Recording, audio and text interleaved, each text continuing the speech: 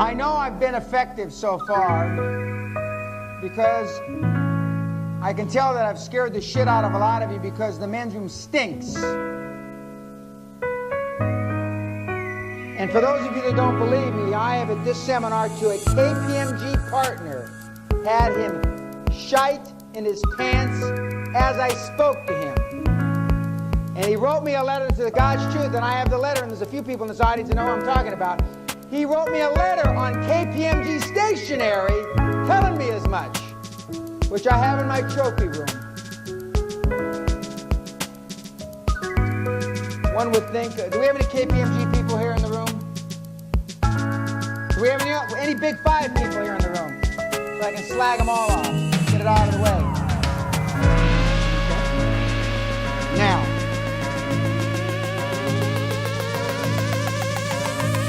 summary. The 15 keys for super success. 1. Being a high performance person is categorically not for everyone. And that goes without saying. Anybody that tells you any different. 1 is a high performance person, and 2 hasn't been around high performance, and 3 is crazy. 2.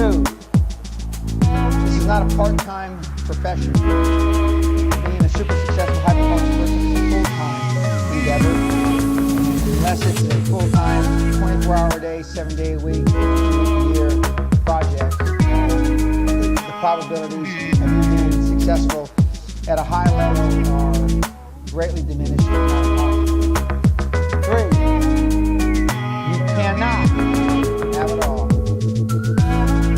There's an interesting question in Think and Grow Rich by Napoleon Hill when Andrew Carnegie, the great industrialist of the last century, sent Napoleon Hill to interview with the 500 most wealthy people on the planet to write a book.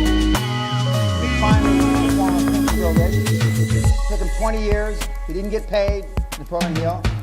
Only 3 of 500 almost had peace of mind. Tom Edison, John Burroughs, and Andrew Carnegie, until he started to give all his wealth away. By almost having peace of mind, I equate that in today's language, having it all.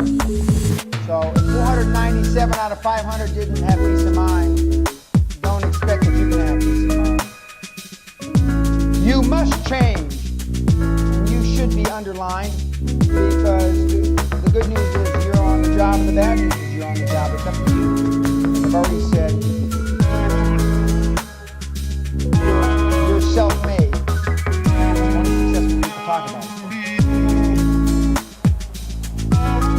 You cannot listen to people that have not been successful. And the morons might be well-educated, maybe the city gents, the landed gentry, they take a lot of different forms. But the bottom line is, you can't listen to them and be a successful, high-performance person. You are who you associate with. I used to do another exercise, I don't do it anymore. I used to go to see who you sat with at lunch. And do the poor bastards all sit together, and do the few wealthy ones sit together, and you can figure this out for yourself.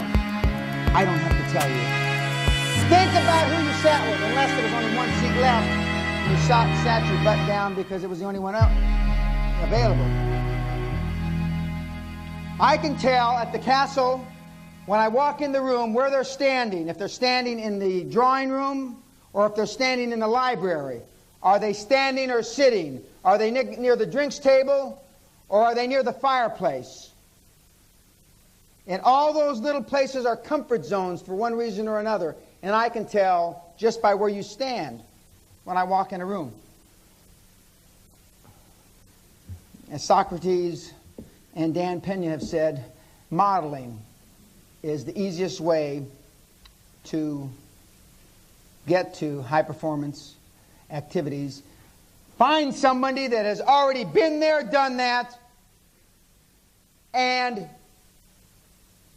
mimic or model his or her activities. Get yourself a mentor. At lunch, 2 of my former colleagues reminded me that my only living mentor is getting old. He's going to have another birthday pretty soon. He's already in his 80s, and we were talking about what I'm going to do when he's gone. I'm not going to focus on that. I'm going to think about what I'm going to do as long as he's living right now. But get yourself a mentor. You have to get through the feeling false expectations appearing real. Somehow you have to bust through that mindset that we've been raised with, that our parents taught us and our grandparents taught our parents. Somehow you have to overcome the fear of rejection. Somehow you have to overcome the fear of worrying about what other people think, be that your significant other, your brother, your mother. You have to get through that fear. Without getting through that fear, there's no chance of you becoming a high-performance person. Number 10, practice being super successful even when you're not. I've told you in several different examples this morning that I practiced even before I actually did the act, so it was almost like deja vu. I had been there, done that. I had a sense of comfort. I had a sense of well-being because I had done it over and over and over again in my mind, sometimes in front of the mirror. It's one of the things I do when I'm on long plane flights, is I practice things that, high-performance activities that I haven't done yet. Number 11, perception is reality. From what you look like when you walk through the door, the first time you have, and again, you only have one time to make a first impression, as we'll talk about now after lunch, surrounding yourself with other high-performance people, be it solicitors and or accountants and other professional advisors, the very best you can't afford, but perception is reality. From how you comb your hair, for those of us that are losing it, not much. You don't have to worry as much about how we comb our hair, but the perception. I can't stress that enough. Perception is reality. A couple of people came up to shake hands with me during lunch. One of them didn't, or I can't remember. It was one or two of them didn't shake hands with me because they said their hand was wet. It's a telltale sign. It's a telltale sign. I mean, go like this. I mean, dry your hands off. Number 12, playing not to lose, but playing to win. As I told you, the Verdier is one of the two things that the Verdier family, and by the way, husband-wife teams don't work very often. I've only seen them work once or twice in 30 years in the real world of commerce. But as George Verdier found when he first met me some 6 years ago, that he had been playing not to lose in recent years up until then. And now he plays to win.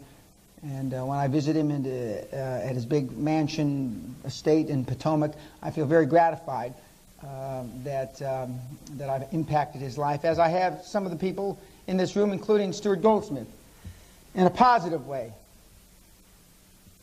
I've also impacted a hell of a lot of people in a negative way because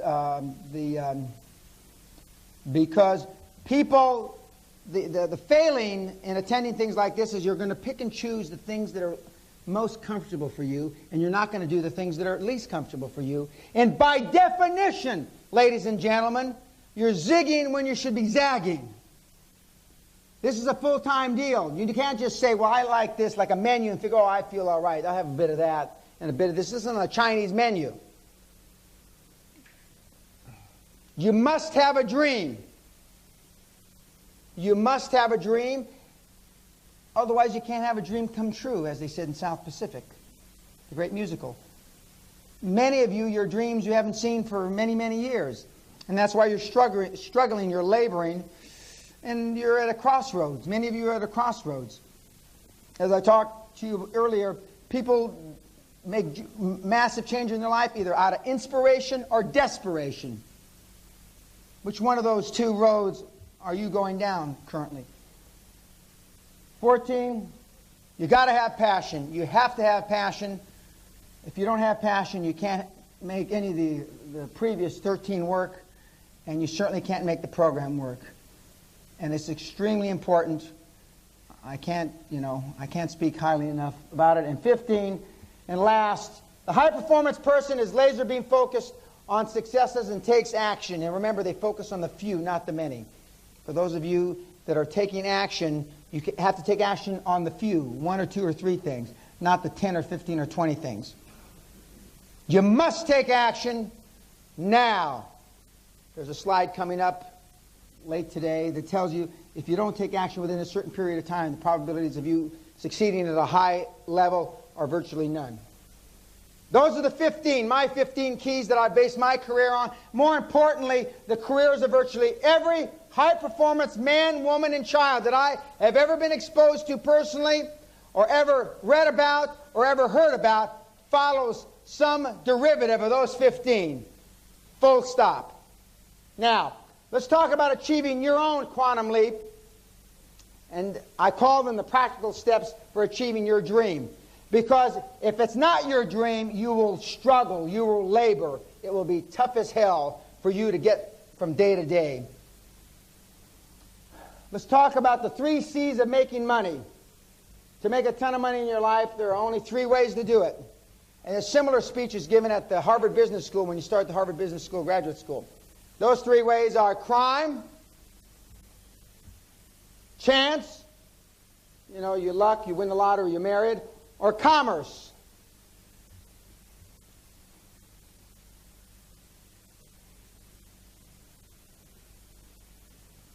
Well, let's put it this way. Crime isn't worth it for me.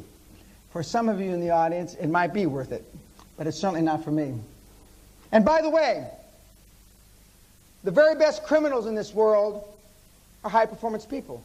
Saddam Hussein is a high-performance person. Stalin, Hitler are high-performance people. High performance doesn't mean good. It just means operating at whatever they do at the highest level possible. So if you're going to be a bum asshole, you can still be a high-performance person. Chance cannot be relied upon. Over the average lifetime, good and bad luck tend to even out, leaving a net effect of 0. There's a few people I know that the only luck they've had is bad luck in recent years, so it may take a long time to net out to 0. And that just leaves business, commerce, every day of working, toiling in the trenches of commerce, the trenches of the city or the trenches of wherever your business endeavor leads you. Now, within commerce, the legitimate way, the legitimate of the 3 C's, there's 2 main ways of making megabucks. You know, if you're Madonna or some world-known, top-notch athletic star, you know, you're famous, you live off royalties, etc. But I mean, there's a handful of those in the country. Or start, buy a business, build it up, sell it, or float it, and do it over and over again. And that's what we're going to focus on this afternoon. It's not that some of the singers in the audience might not be as good as Madonna, or some of the athletic people that excel in athletic prowess, but that's not what I'm here to teach. I certainly, I forget who told me that better not give up my day job. They heard me sing. Where was that? I can't remember where it was, but some place recently I was trying to sing along with some national anthem and the people around me all turned silent. And I'm looking around, what the hell happened? They said, Dan, don't give up your day job because you couldn't sing your way out of anything. Okay. Now, most of you with a business should go home. Now, this is what you're going to ascertain after today, this afternoon. Most of you ought to just go home and lock the door and close it up. Why? Because basically you bought yourself a job. Not a cash-generating money pump. Your business will never make you any real money in the tens of millions. Also, you are not passionate about your business. Now, remember earlier I was saying I like to be first or different. Remember the halal food example? 1.7 billion Muslims. Big market. Second, 40 to 95% profit margins. Why do I like big margins? Because then I don't have to be so smart running the business. Third, be first or be different. How many of you in this audience are first or different in your business with huge margins and a big market? I know the answer.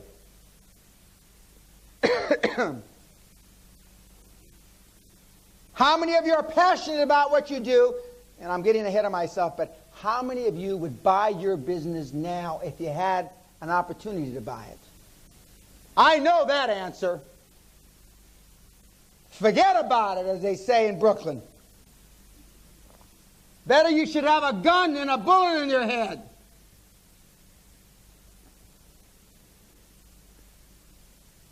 What does it take to be the kind of individual, the kind of entrepreneur that I'm talking about? The willingness to stand alone.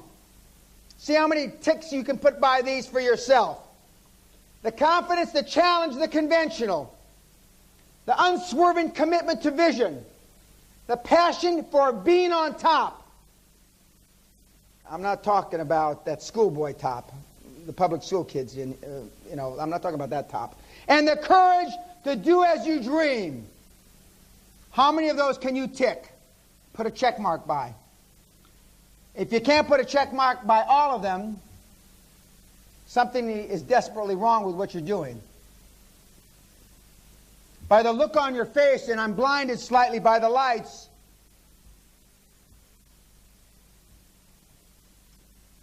yes, you've told me the answer. And for the very young in the audience, look around you and see the old ones and look at their faces.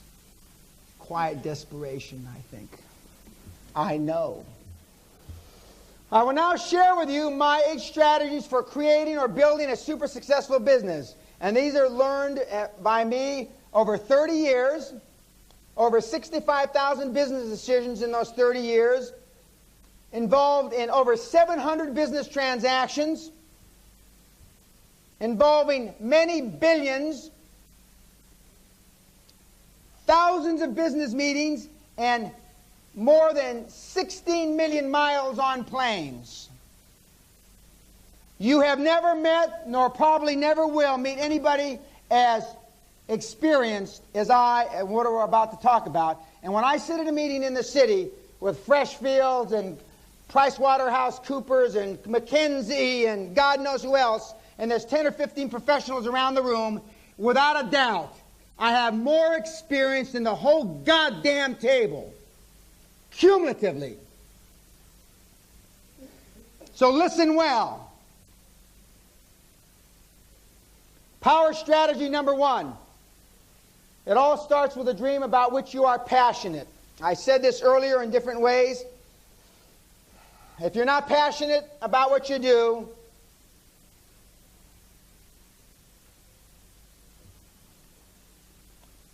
now, let's look at some examples. How is it that I was able to buck the trend in the industry that I was once a very integral part for 8 years in a row and build a natural resource dynasty? Because I ate it, I slept it, I loved it like my first child. There was nothing more important. There was a time in my life that I would have taken a bullet for that company proudly. And as my wife would say if she were here, it came Great Western, 2 children because the other one came way late, Driller, my famous Great Dane, his money, and then me. I was in the top 10. There was nothing more important to me. And I'm not suggesting the order of importance that you should follow that order, because some of it would be revolting to you. But I'm telling you, that's how passionate I was about my dream. Another man with passion. And they had a special last night on Channel 4, Channel 3 about John Kennedy and the assassination with Jackie Kennedy. And in 1961, when President Kennedy said, before the end of this decade, we will land a man on the moon and return him safely to Earth. And it also said before the Russians, by the way. There was no NASA as we know it today. We didn't have the power in America to get a monkey off the ground, let alone men, even though people like Pete Conrad were small and demure in size. He lived that dream until he died, and then the United States carried on. People like Tiger Woods, Michael Jordan, Pele. They dreamt of greatness athletically. Michael Jordan saw himself as a little boy in the ghetto he comes from, or came from, winning multiple world championships in basketball. Pele saw himself, and I don't know what position he played in football, saw himself kicking goals in the World Cup and winning. Tiger Jones sees himself winning more major championships than Jack Nicklaus. High-performance people get paid for performing their hobbies. This is like a hobby to me. When I was building Great Western and some of the other successful companies I've been involved in, I didn't look at it as work, as you do, because I enjoyed it. It was like a hobby to me.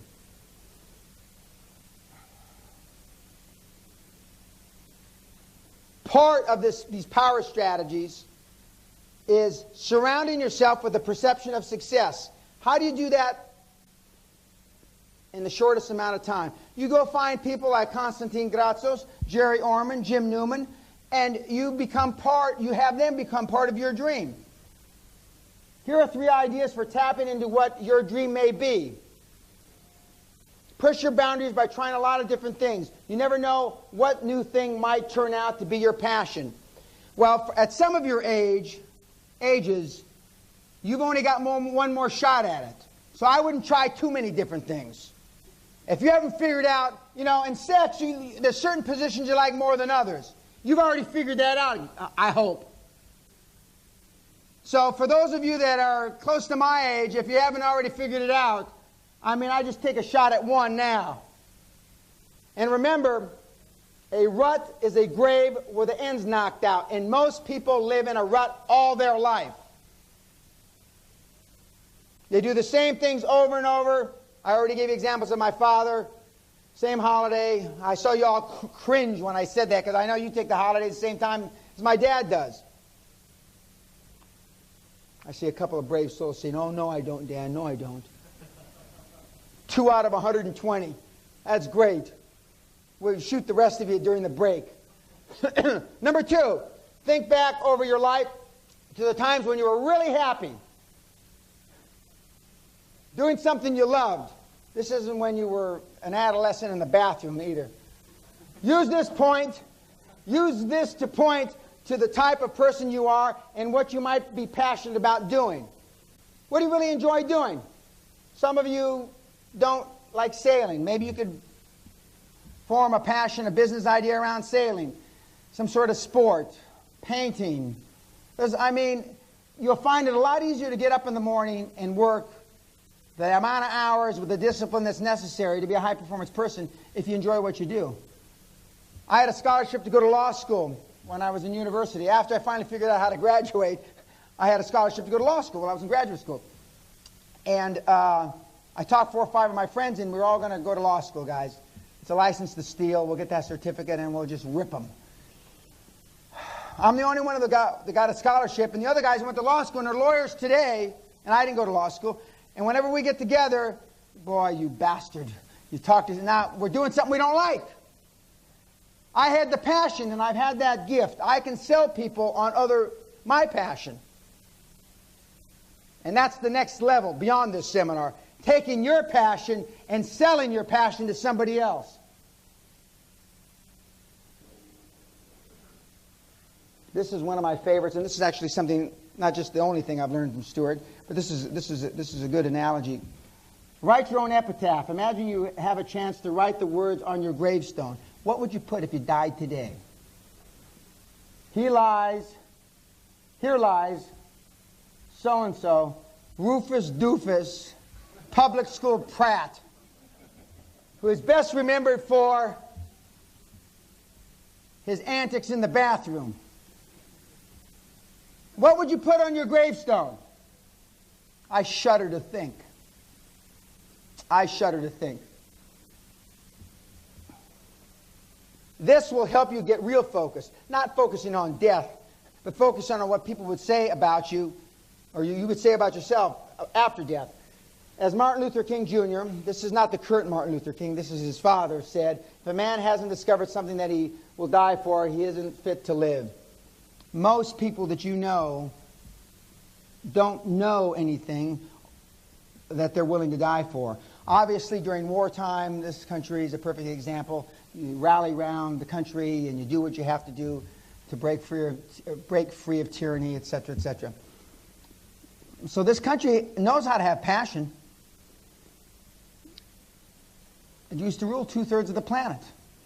There were some passionate fellows and ladies, a few of the queens, or a couple of the queens anyway. Okay. Another way of looking at it, and this is Zachary Scott. He's a famous tough guy, American cowboy actor. He said, as you grow older, you'll find that only things that you regret are the things you didn't do.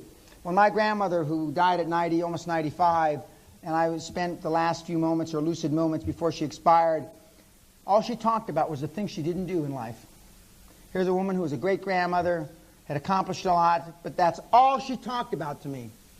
And one of the things that she had the most remorse about is not reconciling with my grandfather 60 years before, because the family, la familia, said it wasn't the right thing to do. And now she's died lonely by herself with just her grandson, who doesn't have that much empathy, holding her hand.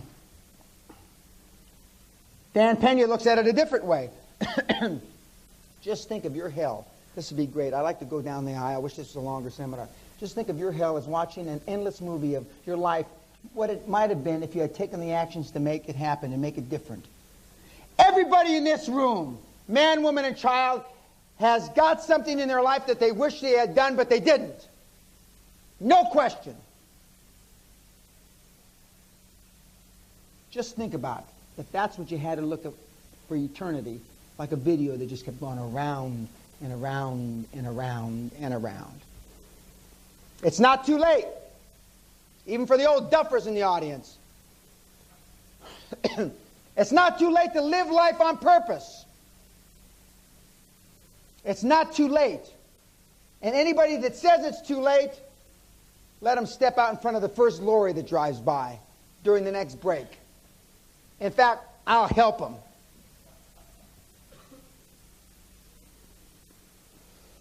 Always aim to have more dreams than memories. Remember earlier, I measure organizations when I go in to talk to people by the amount of dreams they have vis-a-vis or in reference to the memories. I know a company's dead in the water if they're talking about all the great things they've done. Jack Welch, who in my judgment is one of the great chief executives of all time in this century, who heads up General Electric, he doesn't talk about any of the past laurels, any of the accolades the company's had.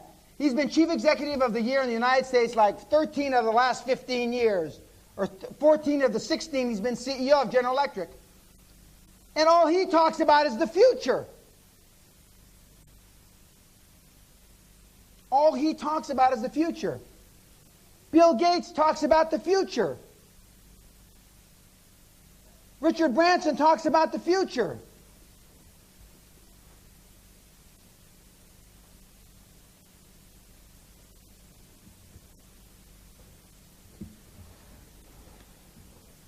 Once we have a dream and a passion, here's a good business tip. Thank you.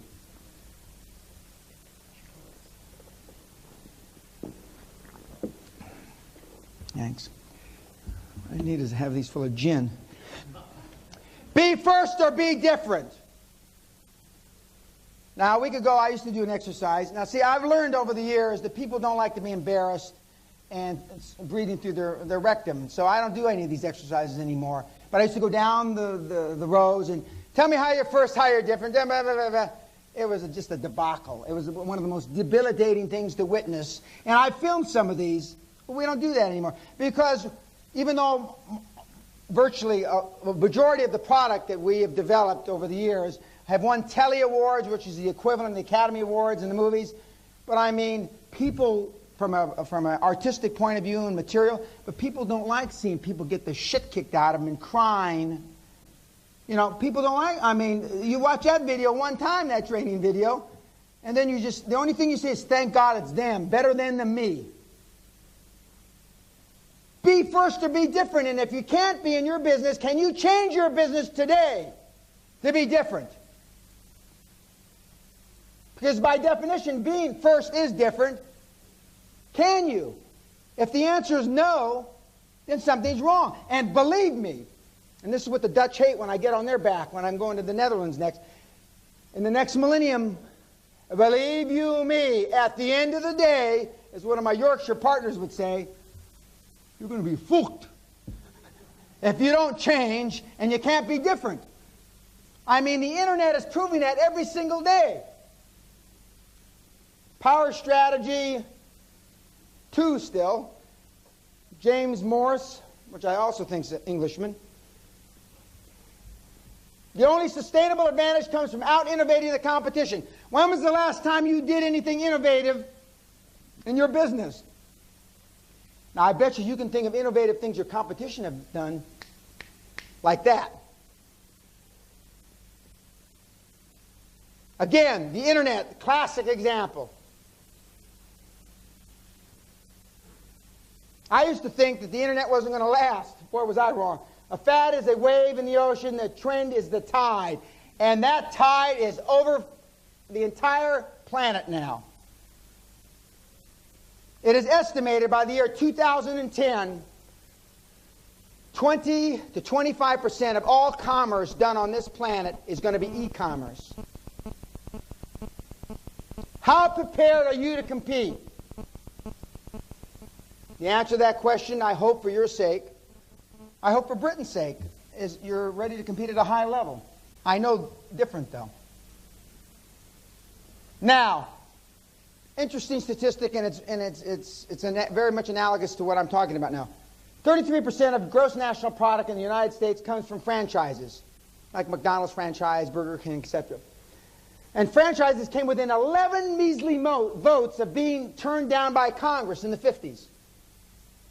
If 11 votes had shifted, franchising would have been considered voted illegal. And now it represents a third of all business in America. I don't know what the percentage is here, but I know it's going up, and it's really going to go up in Europe. The old Eastern Europe, moving towards the Russian side of, it's not called Europe, it's called Asia.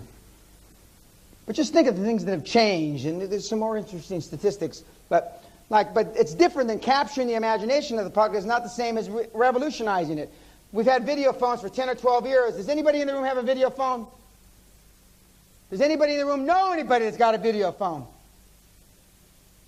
1, 2 in the room. I actually said this recently, and the guy had a video phone. And he got all excited. He says, do you have one, Dan?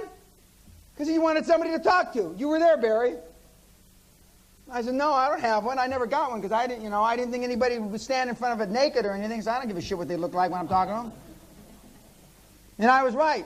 And of the video phones out, I forget the exact statistic, of the video phones that have been made and bought and they're used, 92% of them are used by men, not women. Hair curlers, I can go on and on.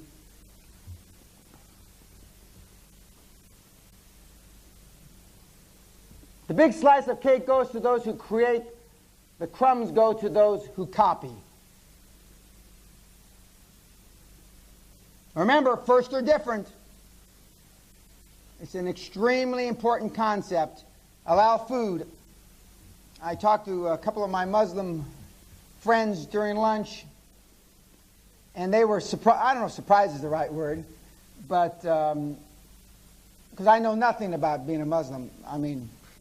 I didn't know what I can't spell halal, and I'm not sure it's spelled right on the slide. But the Muslim communities even talk about halal food. So every great idea hasn't been thought of, is my point. If old Roman Catholic Dan, altar boy Dan, can come up with a halal deal, you can as well. And up my part of the world, up in Scotland, you don't brag a lot about being a Catholic. And on Sunday Mass, Christmas Mass in Scotland, there's about, there must be 25 of us. In regular Masses, maybe 8 or 10. And the closest town to me is a town called Forfar, which is halfway between my home and Glom's, the Queen Mum's place. And in all these examples I'm giving, the skill with the maximum shelf life is creativity. When was the last time you did it? Remember, we're talking about building and starting a business and then ultimately selling it and exiting. When was the last time you did something creative with your business? When? When? After you started it. When? Because ideas are a dime a dozen. The person who puts them into action is priceless. I mean, these are cliches, almost, not almost, they are cliches. But ladies and gentlemen, most of the things that I will talk about and have talked about and high performance people actually take action on are cliches because they've been around since caveman. They've been around since caveman, and you've got to understand that. You understand, and the reason you don't enact these cliches that you've heard over the years and you've read is fear. Plain and simple. Only fear. The fear of what other people are going to say. Because if you're not the lead dog, your view never changes. As Lee Iacocca used to say, who said the biggest lie of all time when he stood in front of Congress in the early 80s and said he wanted $1 billion from the U.S. government on some special financing. He said, I can turn around Chrysler. And arguably, if Chrysler had gone down, General Motors and Ford would have been dramatically affected. And he said, I can turn it around. Now, there was no way he believed that at the time. But he says in commercials subsequent to that, lead, follow, or get out of the way. And by following means being different, not the same. And ladies and gentlemen, the same can be said of your business, whether it turns over 200,000 pounds or 20 million pounds. And unless you do that, this industry, the internet industry, is going to put you out of business. An example, Bill Gates grabbed the chance to buy the first operating system for IBM PCs. Tom Monahan built a Domino Pizza, the first nationwide home delivery. And McDonald's was first to offer fast service with consistency. And Disney opened the first theme park. I mean, these are all first. They're all so different. You don't have to invent anti-gravity or faster than light travel. Most different products and services are just a small twist on an old idea, but they are different. They are different. We used to do an exercise taking a business and seeing how you could make it different. I used to do an exercise, and you're going to get an opportunity to fill out a card at the end of the day. You tell me in 90 to 120 seconds your business idea, your revelation, your dream, your passion, your hope, and I will tell you in 90 or 120 seconds, 1, if it'll work. 2, if it won't work, how you can change it. Or 3, whether to put it in the bin. Now, I only used to do that exercise with a 95% probability of being correct. And whenever I told you your business was no damn good, you said, it's the 5%. It's the 5%. He's wrong about my business. And we used to keep track of the people in here. Big Brother, to see how many, when they went out of business, how they were successful. We stopped keeping track. In your heart of hearts, you know what you should do with your business.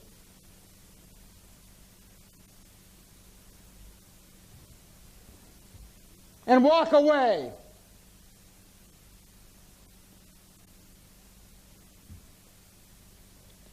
I want you to get ruthless about doing something different. Some people say, precept of my life or my business philosophy is just to get ruthless, period. Maybe that's correct. But I know the probabilities of you being successful vis-a-vis you being docile, I know what they are. Are any of the high-performance people you read about docile? Are they? The answer is no. Then why is it so damn difficult for it to get within your skull and gray matter? Again, it's back to the fear, comfort, etc., etc. Is your idea discernible, first, different, interesting, neat, special? I added the neat and special because those are words currently being used by the big PR firms, the big Madison Avenue firms, I don't know what the hell neat means. Now, if you were, my 3 children were here, my youngest, my oldest, and my daughter, and you said, oh, you're special, God only made one of you, or Allah only made one of you, they'd all go, we're special because we think like our dad. It's true, God made me, God, Allah, whoever, only made one of you, but I'm not so sure he's so proud of it right now.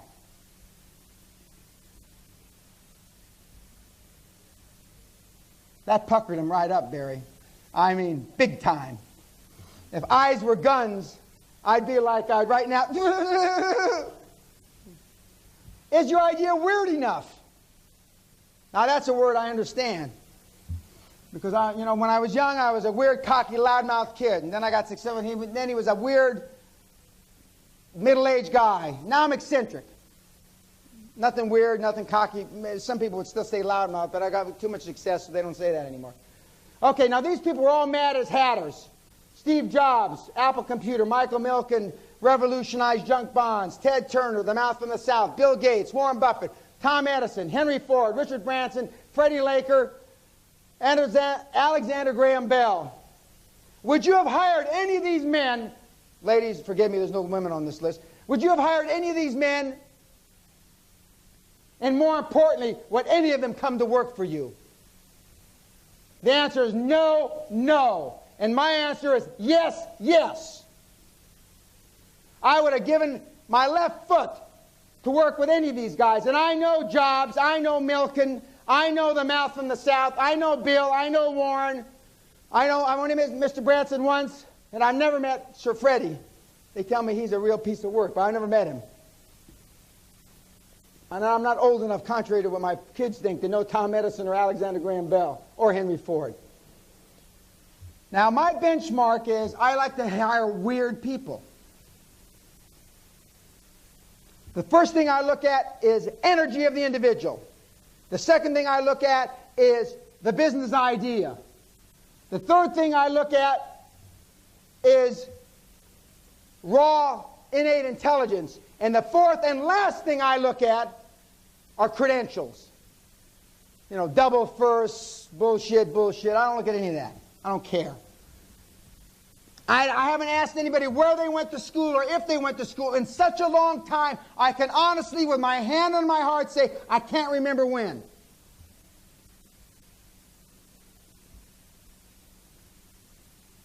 I can't remember the last time anybody asked me if I went to university,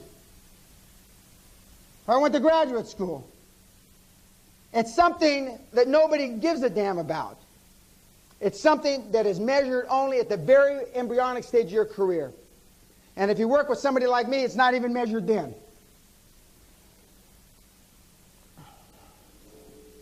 Trust your crazy ideas. Trust that lunacy that pops out every once in a while. Trust your instincts. Women are better at it than men. Trust that dream. Trust it. Go with the flow. Let the force be with you, as they said in Star Wars. Obi-Wan. Let the force, I believe in that stuff. And I also believe in ghosts because I live in a haunted big house, as they say up in Scotland. And I just after all these years, saw one of the ghosts for the first time, about a year ago, coming down the stairs from the boardroom. First time. My kids have seen him forever. They see him less now because it's like Santa Claus. They don't believe, everybody says that we didn't see any ghosts when we were growing up. So now one of them actually believes maybe they didn't. Then the other one slaps him around and says, what do you mean we didn't? We used to sit down there. Trust those crazy ideas. Spielberg and Lucas and a lot of these high-performance people still think like kids. They still think Santa Claus is around. They believe in the tooth fairy. When was the last time you started? When did you stop believing? My wife would, if she were here, and for the people that really know me in the audience, and there's only 2 or 3, I'm still a kid at heart. I like to do kids' things. I think I still can't die. I think I'm bulletproof. And that's why I almost got killed April the 8th this year, because I didn't think, jumping off 40-foot cliffs in a dune buggy, I could get hurt. Guess what? I was wrong. I almost wound up dead. The people who think they are crazy enough to change the world are the ones that do. Bill Gates said, I want to put a computer in every home and business in America. And now they're revamping that original mission statement to include internet and World Wide Web and all that stuff. You know what Nike's mission statement is? To crush the competition. Full stop. And one of my good friends, Carl Yankowski, recently took over as chief executive of Reebok. And he says, Dan, they know how to do it. They know how to do it.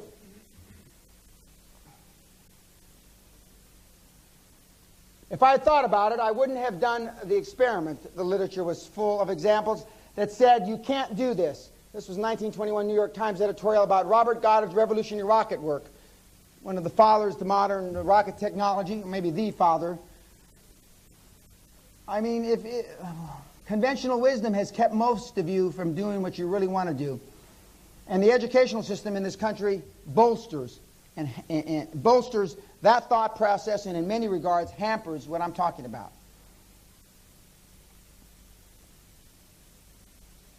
Do you have the guts to throw out today's winning product when you get a better idea?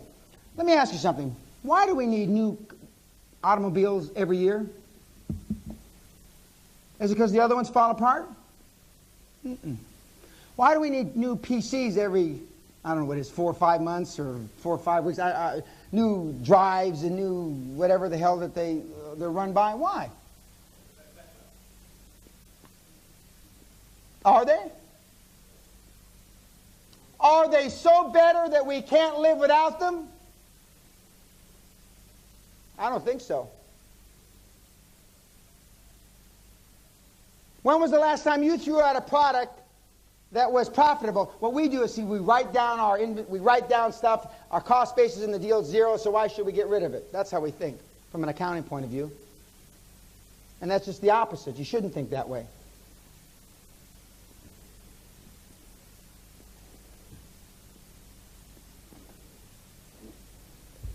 And as Admiral Rickover, the mentor of Jimmy Carter, said, the father of atomic submarines, good ideas are not adopted automatically. They must be driven into practice with courageous patience. And much of the things I say very matter-of-factly don't happen very matter-of-factly. They happen over time. They happen over persistence, conscious persistence, and focus, laser beam focus. This methodology that I talk about so vehemently, so passionately, is my way of life.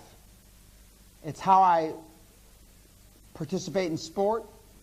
It's how I participate in business. It's how I participate as a father, a husband, a child.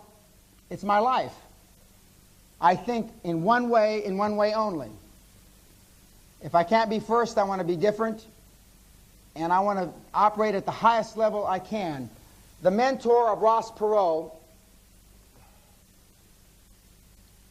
Joe Batten, excuse me, I can't believe I almost forgot his name. He and I sat on a board together a few years ago. Has coined the phrase, the motto, or the mission statement for the United States Army recruitment program. It is, be all you can be. Now, I thought we were put on this earth, however we got here, no matter what you believe, to be all that we can be. Not to be a fraction of what we can be. Not to be, 2% or 5%. I know we only use 2, 3, 4, 5, 6, 7% of our brain power. It's to be all we can be. And that's what this, and I believe Mr. Branson and those gentlemen that I've talked about almost ad nauseum now, I know they believe that. By the way, you should hear them talk about this industry, i.e. the seminar business, and the people that teach it. They have a very interesting perspective about, as Donald Trump once told me at the MGM Hotel a few years ago, we're going up the lift, and he said, are you still trying to teach poor people how to be rich? And I said, yes. And that was the end. I mean, that's the only thing he said. And see, they think all the things that we're talking about, or you're listening and I'm talking, it's not like we're having a two-way conversation, are matter of fact. Because this isn't new information. It just isn't. Even the best can get it wrong. There's no reason anyone could want to... This is what Ken Olson, 1977 chairman and founder of Digital Equipment, said. Even the best can get it wrong. There is no reason anyone would want a computer in their home. That's just 22 years ago. There's even a better slide coming up. 640K ought to be enough for anybody. Now that is pretty damn wrong. Even I understand that now. How many times bigger are the current computer load? How many times bigger than 640K is there now? 5 million? Well, I mean a lot, right? Obviously, Bill, early in his career, didn't think that through.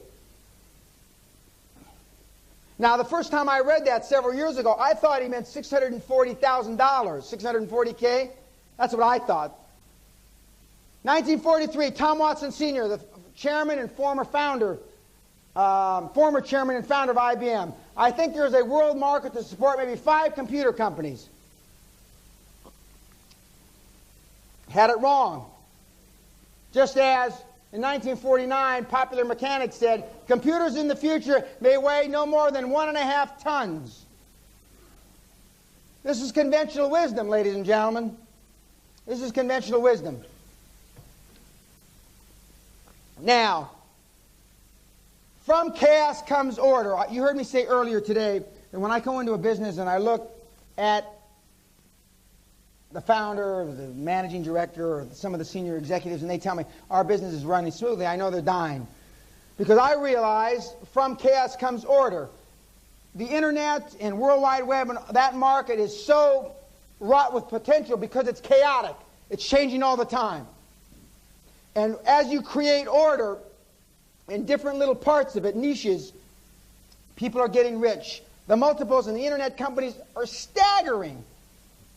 I heard a chief executive of one of the big internet companies with it's got 3 or 4 billion market cap. He says it would be I would be something to the effect I would be overlooking my fiduciary responsibility if I planned us to make money anytime soon. Boy, and I've run big companies, PLCs. Boy, I wish I could have gotten away with that. The shareholders would have drawn and quartered me and burned me at the stake, but I wasn't in that industry. From chaos comes order. If we wish to make a new world, we have the material handy. The first one, too, was made out of chaos. They're talking about the Big Bang theory of how the universe started, and I'm not here to talk about that.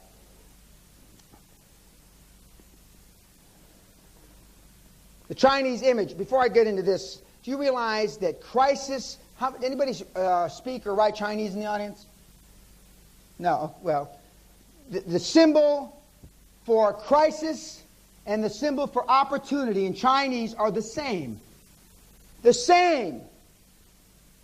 Chinese have been around a long time. Before the beginning of great brilliance, there must be chaos. Before a brilliant person begins something great, they must look foolish in the crowd. This is the Qing image. This is the Chinese image for chaos. They must look foolish in the crowd. How many of us have been raised to look foolish in the crowd? I certainly wasn't. In this country, you certainly weren't, that I know of anyway.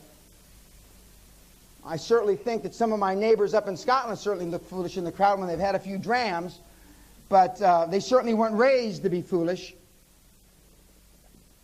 My caffeine high is getting... Thank you. When you tell Stuart Goldsmith, do you like double espressos? He remembers.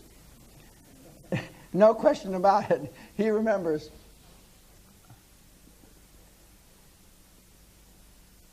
Now, there was a gentleman named D. Hawk. How many know the name D. Hawk? Okay. He originally was the I don't know if he was president of Bank Americard, but he was with Bank Americard and it was not doing well. And then he came up with an idea where he was going to bring together 50, 60,000 banks that existed at that time with a concept called Visa. Everybody said he's crazy. Well, he did. Visa is the only trillion-dollar business that I'm aware of on the planet.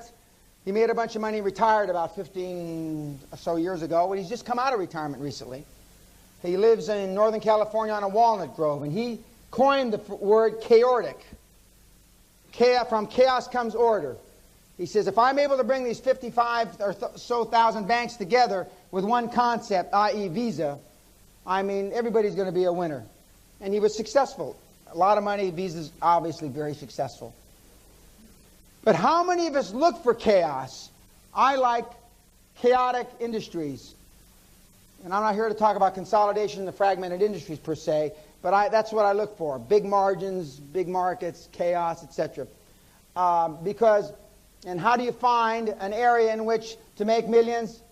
Seek out chaos and bring order to it. You don't even have to bring total order. All you have to do is bring the perception of order, and you'll make a lot of money. Bring order. Example, I mean, most of the people in the audience know more about this than I do. The Internet. The Internet. I mean, that's what happened with General Motors. General Motors was 15, 20 different companies at one time. Consolidation of a fragmented industry. Railways. There used to be many different gauges even. I remember when I went public here, if I remember correctly, they asked me not to, or they suggested, the pundit said, don't use the word Great Western because I think it was one of the largest bankruptcies in the history of this country, Great Western Railway. And I said, well, what does what I do have anything to do with the railway? Most of the kids that are managing the billions here in the city don't even know about Great Western Railway. American Express, there used to be hundreds of different cards. I mean, find chaos, bring order. How many of you are in a business where you are in a chaotic business, Internet aside, and if you're not bringing order to that chaotic business, then you're missing a golden opportunity. See, we've been taught from the time we were little to stay away from chaos. Don't make waves, don't do this, don't chew gum, don't stand out, etc., etc. And it's just the antithesis of what it takes to be a high-performance person. They go into a chaotic industry, and one way or another, they attempt to bring order to it. Master the chaos that controls our world, and you will get super rich, rich beyond your wildest imagination, and you can thank Stuart Goldsmith for it. Just keep buying his newsletter. Or no, buy it and give it to friends at Christmas. Now, Stuart's not asking me to say all this, but every time I look back there and he's got a big smile on his face, I can tell he likes it. Okay, power strategy number 3. There are no rules. Be prepared and willing to break all conventional wisdom rules. Now, this country, much more so than America, has a lot of conventional wisdom. A lot of conventional wisdom. It's been around a long, long time. I mean, you've had more years to deal with it. But I've been doing business here in Britain since 1981 and lived here since 84, and I've seen a lot of change. Now, where I live, I've seen virtually no change. I'm in a time warp. It's the 50s where I live. I'm talking about 1850, not 1950. Up where I live, I mean, it just... That big gate, the main gate at my home has been, I forget when it was built, but the last 30 years of the last century or something like that. And nothing's changed within those gates. And but break the rules. Be willing to stand up against conventional wisdom. Now, of the 17 Fortune 500 companies who had year-on-year growth of 35% or more, there's only 17 from 1986 to 1985. All 17 did one thing. And Phil Knight is on the cover of Fortune magazine that talks about this survey. They all thought outside the box and they all broke rules. And they were different or they changed their industry. Dell's in there, Gates is in there, Knight, but they're not all computer companies. I mean, it's surprisingly, but I mean, from '86 to '95, I mean, wasn't the the big surge that we've had in the last few years. I'm pretty sure from '95 to 2004, whatever it was, is going to have a whole bunch of internet companies that are in there. Hopefully, they won't all be internet companies.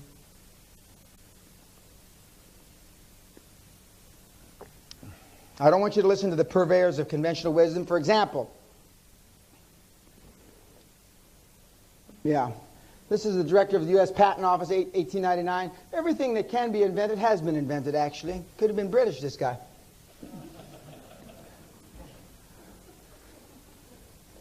Well, here's one. The Royal Society. Heavier than air flying machines are impossible, actually. And I asked, Royal Society of what? To a British friend of mine, an English friend of mine. He looked at me. What do you mean, Royal Society of what? I mean, well, what are they the Royal Society of? He says, then that's the full name, full stop, the Royal Society. You should know that. And I said, well, I don't. Lord Kelvin. Who the hell wants to hear actors talk? Harry Warner. That's chairman of Warner Brothers. Babe Ruth was the home run king until Hank Aaron broke his record. He was a great pitcher. And Tris Speaker said in 1921, Babe Ruth made a big mistake when he gave up pitching. I mean, by the way, Babe Ruth, good example. Mistakes. He's known as a home run king until Mr. Aaron came along 20 years ago. But you know what he doesn't lead in home runs anymore, but that's what he's known for. But you know what he still to this day leads American baseball in? He has struck out more times than anybody that's ever played professional baseball. Babe Ruth. And nobody even remembers him for that record. The very thing that you fear the most, the failures in your life, you won't be remembered for. I have lost more money, in addition to all the money I've made, I have lost more money than the entire public speaking, stroke coaching guru group cumulatively since the beginning of time also. Not just that I made more, I lost more. But nobody remembers me for that. Only way anybody even knows about it is when I talk about it. When I talk about almost single-handedly taking down TWA pension fund by myself. One man, one investment idea, 1974. I did the same with a couple other pension plans. One man, one idea, 1974. So I've gone through the continuum. But nobody's interested. It's not on the internet. It's not on, nobody's interested in all that. They're only interested in the other things. I tell you, it's like Freedom of Information Act. I tell you because of full disclosure. So the rule is start an industry or change an industry. Do not merely copy an industry. You must be different in some way. You've got to look at what you're doing and change it in some way. For those of you that are just cloning somebody else, that may work for a short period of time, but ultimately it's going to be like loose sand under your feet, and you're going to slip and fall and tumble and eventually perish from this earth. And again, I can't emphasize enough, the next millennium is going to be tough, a lot tougher than it is now. And I've got my own theory why Great Britain doesn't want to be part of the big currency. My own theory, which I didn't come to talk about, has to do with the competitiveness of various products and services. That's what I believe. And I believe the smart people, well, if they're smart, the people in government have figured this out.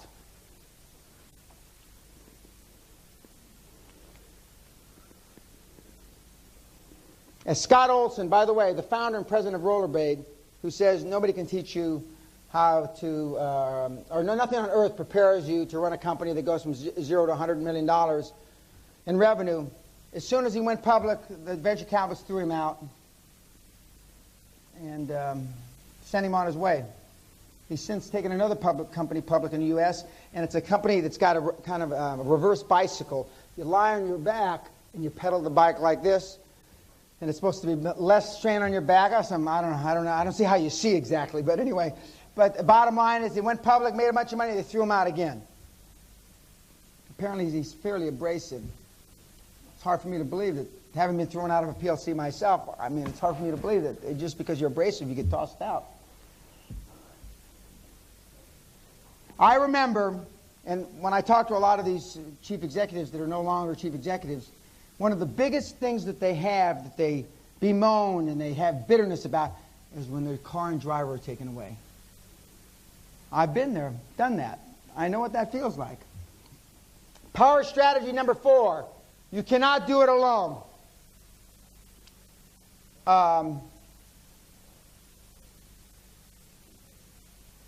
If Ross Perot has a mentor and Bill Gates have a mentor, I mean, I don't see why anybody in this room would even not consider for a microsecond the mentor-mentee relationship. I don't. It would be beyond my comprehension. Now, you can dream, create, design, and build the most wonderful idea in the world, but it requires people to make the dream a reality. Walt Disney was weird, considered a misfit, thrown out of the United States Army as a 4F, misfit, malcontent. Did all right for himself. Would he have come to work for you? Would you have hired him? Every time I mention one of these gentlemen's names, ask yourself, would he have come to work for you? Would you have hired him? In almost every case, ladies and gentlemen, the answer is no. And to make that shift in your mindset, to better appreciate and understand how this process works, your answer has to be categorically yes. At the very least, yes, I'd hire them. Maybe they wouldn't come to work for me, but I'd try to hire them. I recently hired a gentleman that I had fired 8 years ago because he was too aggressive.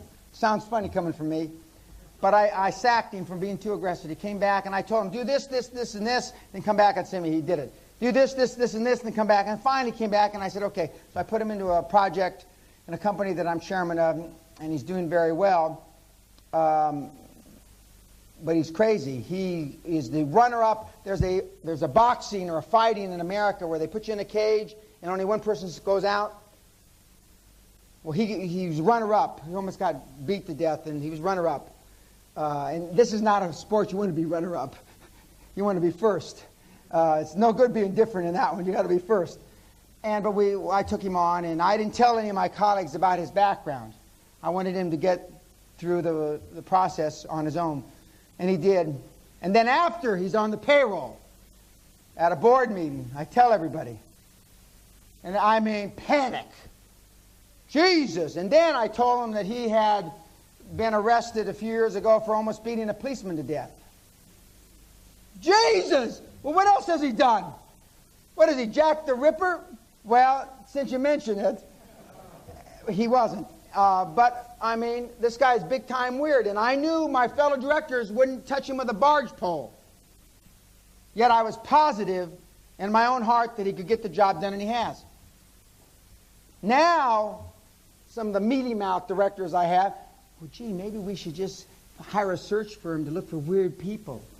Oh, that's brilliant. That's brilliant, you idiot. I mean, now they want to build a strategy around weirdness. Unbelievable. And he's not even British. This guy's an American idiot. Okay, get yourself a dream team, get yourself a board of directors. This is giving you the perception of being more than you are.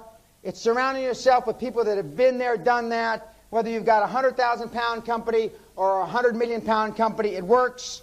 I can prove to you beyond a shadow of a doubt, and these are some of the things that happen to you when you get a board of directors. In some countries, there's a board of advisors. I mean, but the point is, there's a senior group of people to advise you. One, okay, you need to have this board of directors for the following reasons. One, perception is reality. I've already beat that to death. People will perceive you to be something that you're not. They'll perceive you to be ahead of the spot that you are on the learning curve only because you've surrounded yourself with this group. Two, They add credibility to your project or business. By definition, a bank, a venture capitalist, an accountancy firm, a firm of solicitors will think these people in the zenith of their careers would not attach themselves to you and your project unless they really believed in it. 3, they make it easier to raise lots of money, lots of OPM, by definition. Because the presumption is, again, they must feel great about your project and, more importantly, you, otherwise they wouldn't be there. And the way that you build on this dream team of directors or advisors is you get an anchor. It's like an anchor tenant. You get a chairman, somebody, doesn't necessarily have to be with a reputation like mine, but you get somebody that you can leverage off of, just as if you have 40% of a building leased or rented, occupied, it's easier to get the other 60% of the tenants, isn't it? The tough part is getting the first one. So you find a chairman, a non-executive chairman that will help you, and then you leverage off his reputation, and you go on to add the various other board members. Never doubt that a small group of thoughtful, committed people can change the world. Indeed, it is the only thing that ever has. It's the only thing, commitment. The Manhattan Project, which I like to use as an analogy, they were given one mission. Develop a bomb of mass destruction that will end the war in the Pacific. Full stop. That's all they were told. Then they got some of the, well, we had half of all the brains, and the Russians scarfed up the other German half. And so, unfortunately, we came up with a deal before they did. But that's, you know, and there's a whole story. And the Manhattan Project is a great analogy, because we thought they weren't sure was it going to be a bomb of implosion or explosion, and there's all kinds of things that happened that they found out by accident as they worked through the project. And it's a great example of a small group of committed men that accomplished a great, great deal. How do you get these people? Well, first of all, you dry your hands off before you shake hands with them, for starters. And in this country, we take them to the Reform Club, actually. I take the piss out of it, but I mean, there are certain things about this country that are absolutely phenomenal that no other place does it exist. But I mean, you do take them to the Reform Club, or you're a friend of yours that belongs to the Reform Club, or the Oxford Club, or the Cambridge, whatever the damn club, or the London Capital Club that I belong to, and you take them there, and because everybody in this room knows somebody that belongs to one of these deals, or is part of one of these groups. You can't live here without knowing somebody that's part of one of those deals. You just can't. Unless you're down in some island off the Shetlands and you never left there before, and then that's a whole other thing, and I don't think anybody's from there. But or if you've never stepped out of your little time warp. Okay, this is how we do it. Now, you give away part of your dream. I would rather have 70% of a 100 million or a 20 million pound company than 100% of nothing, or 100% of a 500,000 pound company.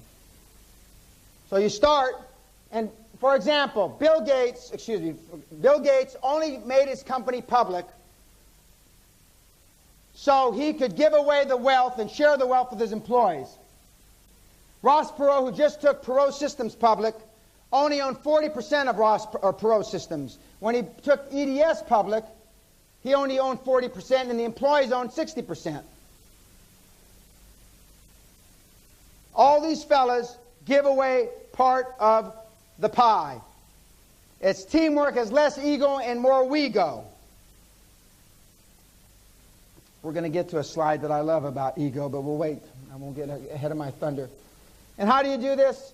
My recommendation, you give 1 to 5% of each of the directors. 5% if they're going to take an active role, 1% if they're just going to be names on the note paper. And so you wind up giving 20, 25, 30% away at the end of the day.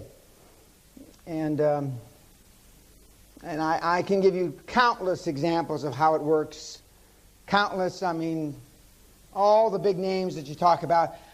For example, the number 3, 4, and 5 guy from American Telephone and Telegraph in the last year and a half have left AT&T to join small startup internet companies.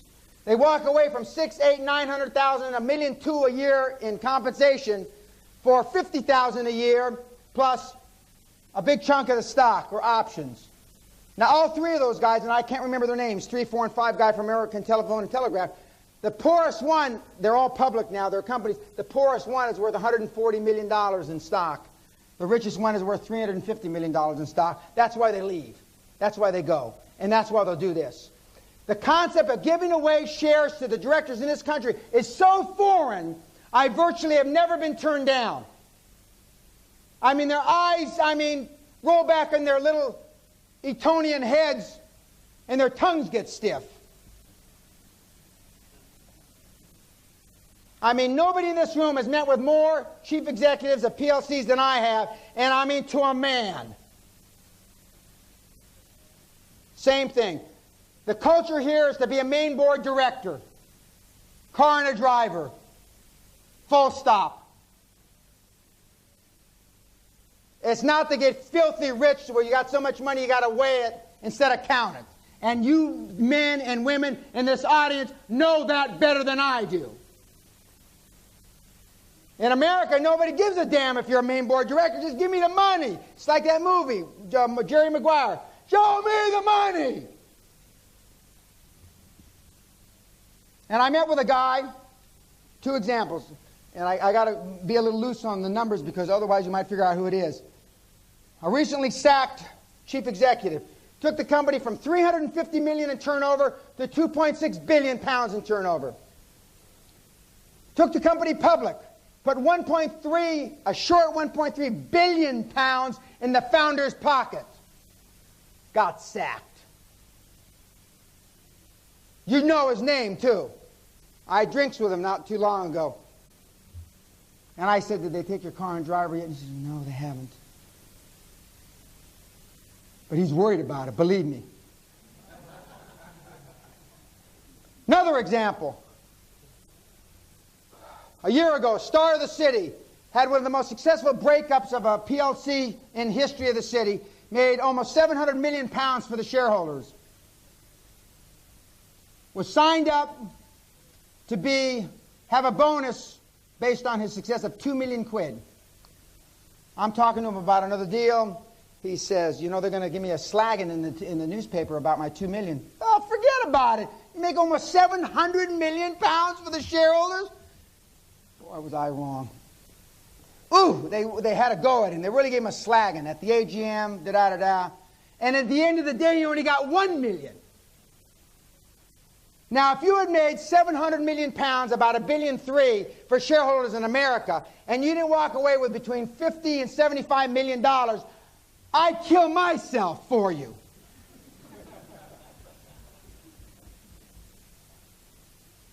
This system works because, there's one more example. Another guy, big PLC, he had taken 5 of the divisions public, rolled them out, 300 million to $1.2 billion, 800 million to $3 billion, ba ba ba ba ba ba. And his shares, when he got sacked, were worth 24,000 pounds. And he's 53 years old. When you offer them, believe you me, at the end of the day, they'll kiss your arse. Now, you have to have a track record of success so the people around you, he's not going to just let some stumblebum that comes in from Liverpool to sell him a load of shite.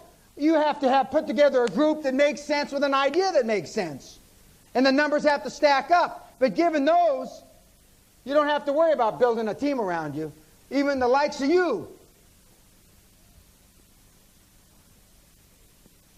Number 3, ask many retired senior executives would they be flattered. That's an understatement. But the good ones, and the words that you should hear from their lips, as long as I can make a contribution, Dan. Those are the magic words you want to hear. As long as you can make a contribution. Asking is the key. Do not imagine everyone will be too busy to deal with you. Believe me. Princess Di complained many times of intense loneliness because of all her friends thought she would be far too busy to see them. The phone never rang, and she spent a lot of lonely hours, etc., etc. My wife served on a board, Save the Age with Princess Di, so I can verify some of that, and and many of the top stars would say the same thing. You can do it.